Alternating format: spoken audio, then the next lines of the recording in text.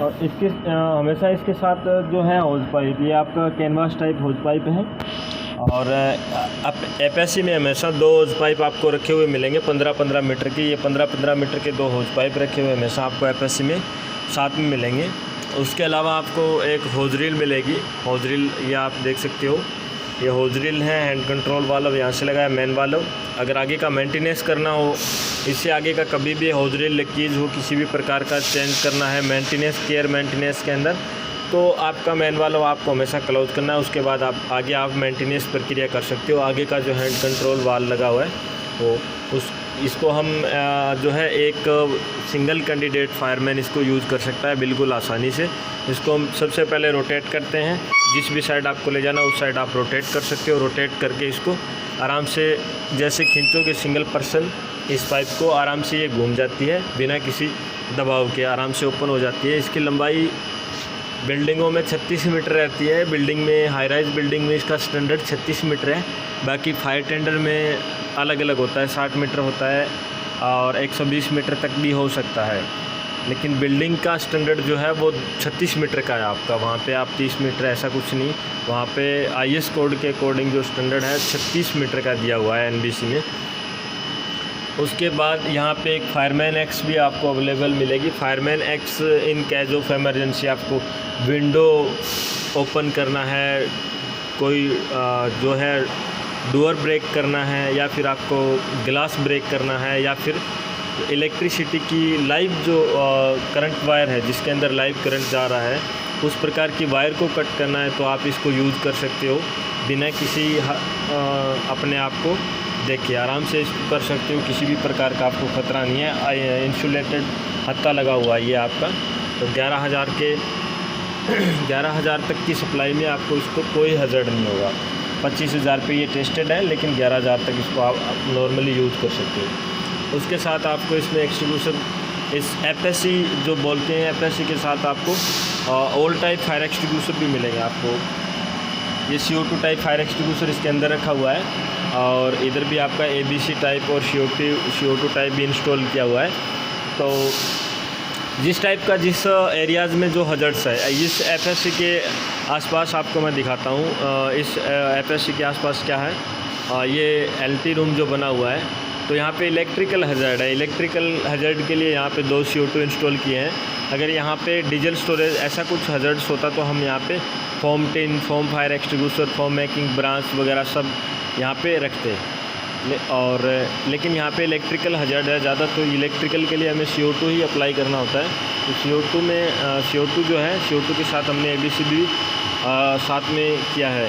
अगर CO2 कई बार क्या होता है काम नहीं करता या ज़्यादा हैवी हो जाए उस टाइप से, तो आप ABC भी यूज़ कर सकते हो। तो ABC जो है सपोर्ट में दिया हुआ है। तो दोनों साइड क्या है, यहाँ पे इलेक्ट्रिकल ही है हज़र्ड है यहाँ पे। तो इलेक्ट्रिकल हज़र्ड के लिए आपका CO2 इंस्टॉल कर दिया, ABC इंस्टॉल कर दिया। और नियर बाई यहाँ पे आगे सामने फ्रंट में आपको सेकंड एपीएससी दिखाई दे रही है। तो सेकंड एपीएससी के पास भी सेम आपका CO2 और ABC है। फिर इस टाइप यहाँ पे भी आपका ABC और CO2 है। तो हाँ, यहाँ पे नियर बाई क्या है, लगभग सभी ऑल आवर एरियाज़ में क्या है, इलेक्ट्रिकल हज़र्ड हमारे पास ज़्यादातर इलेक्ट्रिकल हज़र्ड है। इलेक्ट्रिकल हज़र्ड के अलावा यहाँ पे कोई भी खतरा नहीं है। तो इलेक्ट्रिकल में हम ABC जो है मैनुअली CO2 है, CO2 के बाद ABC यूज़ कर सकते हैं। तो उस टाइप के सारे एक्सटिंग्विशर लगाए हुए हैं। तो एपीएससी के पास जो भी आपको मटेरियल एक्सटिंग्विशर आपको मिलेगा, वो उसके आसपास का जो हज़र्ड्स है उसके अकॉर्डिंग मिलेगा। कोई भी कहीं भी अगर आप न्यू जॉब पे जाते हो और आपको लगता है यहाँ पे, अगर सपोज करो यहाँ पे वाटर CO2 लगा हुआ है, तो वाटर CO2 उस कंडीशन में आप आपके सीनियर को अवगत करवा सकते हो। वाटर CO2 का यहाँ कोई काम नहीं है। और इन केस ऑफ इमरजेंसी किसी ने भूलवश उसको चला दिया तो उल्टा नुकसान हो जाएगा बिना किसी मतलब, तो वो है हज़र्ड्स है, तो उसको आप हटा सकते हो। तो जिस भी एरियाज़ में जो भी हज़र्ड हो उसके अकॉर्डिंग आपको fire extinguisher, fire appliance install करवाने हैं। जहाँ पे फायर बकेट की ज़रूरत है वहाँ फायर बकेट, जहाँ पे फायर वाटर बकेट की ज़रूरत है वहाँ वाटर बकेट। जिस प्रकार का extinguisher, foam CO2, water CO2, ABC, जिस भी टाइप का जहाँ पे जिसकी रिक्वायरमेंट है उसी टाइप का एक्सटिंग्विशर इंस्टॉल करें। और इसके अलावा कोई भी जो है एक्सट्रूसर आप इंस्टॉल मत करें बिना किसी, जैसे कहीं फॉर्म की ज़रूरत नहीं है वहाँ पे फॉर्म कर दिया, ऐसा इंस्टॉल आपको नहीं करना है। तो ये जो टोटली क्या है, एफएससी हो गया। एफएससी के अंदर आपको होज रील होगी, उसके बाद ये पूरा लैंडिंग वालों, इसको फीमेल कपलिंग बोलते हैं। ये आपका लेग्स हो गया, इसके अंदर बासर लगा हुआ है, और ये आपका ब्लैंक कैप जो इसके अंदर लगाई जाती है ताकि डस्टिंग वगैरह या कोई चलता फिरता जो है शरारती तत्व इसके अंदर कुछ घुसा नहीं थे, इसलिए ब्लैंक कैप लगाई जाती है। साथ में प्रेशर गेज लगा होता है, ऑन टाइम आपका प्रेशर शो करेगा कितना है, और इसकी जो लेंथ होती है वो 150 mm होती है चौड़ाई। बाकी ये चेंज होती रहती है, जिस हाइट बढ़ती है उस हिसाब से इसको जो है हाइट के अकॉर्डिंग इसको 150-200 प्लस करते जाते हैं।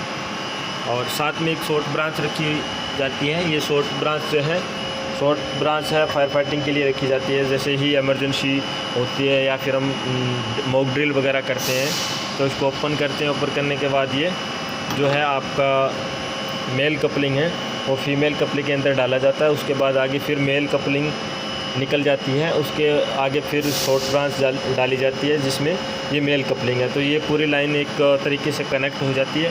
फिर इसको धीरे धीरे हम ओपन करते हैं। ओपन करने के बाद क्या है, पानी चालू हो जाता है प्रेशराइज। जितना हम प्रेशर करेंगे पंप ऑटोमेटिकली आपका पंप चालू हो जाएगा।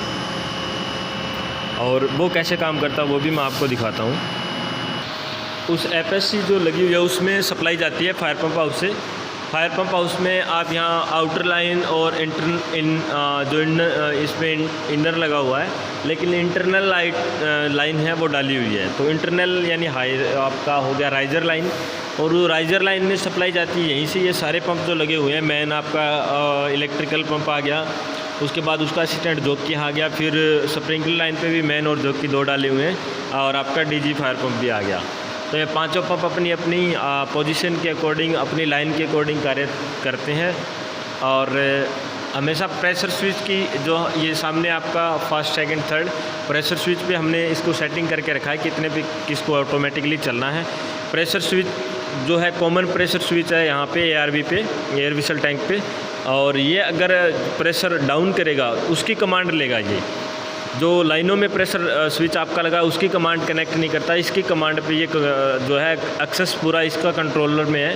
तो जब ये प्रेशर घटाएगा, जैसे हमने सेटअप कर रखा है 4.5 kg इसका और 7 kg लास्ट से, तो 7 kg पे ऑफ होगा तो 4.5 kg पे ऑटो स्टार्ट होगा। अगर किसी भी लाइन का प्रेशराइज कम होता है तो ये ऑटोमेटिकली स्टार्ट होकर इसको मेंटेन करेगा, और यहाँ पे जब प्रेशर पूरा होगा तो पंप ऑटोमेटिकली बंद हो जाएगा। तो ये पूरा पैनल जो है, ये पूरा पैनल लगा हुआ है, आप देख सकते हो। ये फर्स्ट इनकमर है और सेकंड है। फर्स्ट इनकमर में अगर कुछ मेंटेनेंस करना है, अंडर मेंटेनेंस होगा, तो हम सेकंड को पहले उसको क्लोज करेंगे, सेकंड को ऑन करेंगे, उसको वेरीफाई करेंगे बिल्कुल एकदम तरीके से एक्यूरेट रूप से चल रहा है कि नहीं चल रहा। अगर ये डन है तो फिर हम ऊपर वाले उसको बंद करेंगे और स्पेयर को ऑन करेंगे। उसका मेंटेनेंस करने के बाद फिर उसको ऑन कर देंगे और इसको स्पेयर में डाल देंगे, ऑफ कर देंगे। तो ये सारे पंप हैं, इसी की कमांड से यहाँ से सप्लाई इनमें जाती है, और ऑटोमेटिकली अगर हमने पंप को ऑटो में डाला है तो ऑटोमेटिकली जो है प्रेशर स्विच की सेटिंग से ये कार्य करते हैं। वो जब इनको कमांड देता है, अपना हाइडेंट पंप हो गया, स्प्रिंकलर हो गया, जोकी हो गया, जोकी असिस्टेंट हो गया दोनों का, और आपका डीजी फायर पंप ये शो हो रहा है। डीजी फायर है वो इलेक्ट्रिकली सप्लाई जब आपकी कट होती है तो उसकी डिमांड पे कार्य करता है। जब यहाँ मेन पैनल में सप्लाई जाती है तो उसके बाद ये ऑन रूप में जो ऑटो में डाला होता है तो ये मेन जो है सप्लाई में आ जाता है, और उसको ये 2 बार वार्निंग देगा। थर्ड वार्निंग के साथ ऑटोमेटिकली स्टार्ट हो जाता है। तो ये जो पूरा है यहाँ से पैनल स्टार्टअप होता है, यहाँ से पंपों का है, पंप से फिर FSc, outer line, hydrate line, sprinkler line में जो भी सप्लाई है वो यहाँ से जाती है। और सबको मेंटेन, जो वाटर मेंटेन करने का कार्य जो है वो पंप करता है, और पंप को ऑन ऑफ करने का कार्य ये करते हैं, और इनको कमांड देता है आपका प्रेशर स्विच।